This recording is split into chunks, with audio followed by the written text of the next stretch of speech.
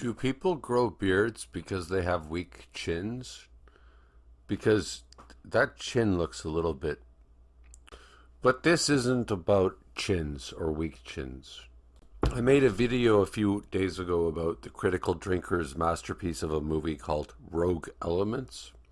And a lot of the Critical Drinker's fans got critical of me. Then I made another video about the Critical Drinker's critical fans. And the Critical Drinker's fans were again very critical of me. Now look, all I ever did was say that Critical Drinker was a waste of human life. And now I'm like Jesus, dying for the sins of the Critical Drinker fans. So I'll show you some of the very hurtful, cruel comments that really got me down. So one guy said, I'm listening to the first minute and I'm gonna say, you probably deserved what you got, LOL. Nobody deserves to be told that on YouTube. Not even your worst enemy. And then another guy says, lay off the hooch next time you record a video, boy. And like, imagine if my mother saw that someone wrote that I was on hooch. And I'm not a boy, I'm a man. Another guy says, you depend on another man uploading to YouTube for your content. Sad. Well, you're right, it is sad. Critical Drinker, though, he depends on other people's work in order to upload stuff, so aren't I in the same group? And then this person you're commenting on, you're depending on me uploading to YouTube for your comment.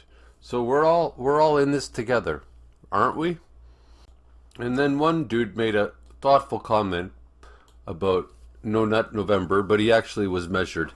But he ended by saying, unfortunately, sometimes this YouTube stuff devolves into mudslinging. But that's everything Critical Drinker does, isn't it? And then someone accused me of criminal criticism, which I think is going way too far. Should I be put in jail for this? And then one person offered me their deepest condolences. I don't know if he's being sincere, but thank you if you are. Another person said I'm using tautology, which I had to look up, which means repeating yourself, to completely dodge the subject. But there was no subject. The one guy says that I was trying to leverage the algorithm. Oh my God. Why would I try to leverage the algorithm? Who would do that? I mean, no, we're all on here just not caring whatsoever about getting hits.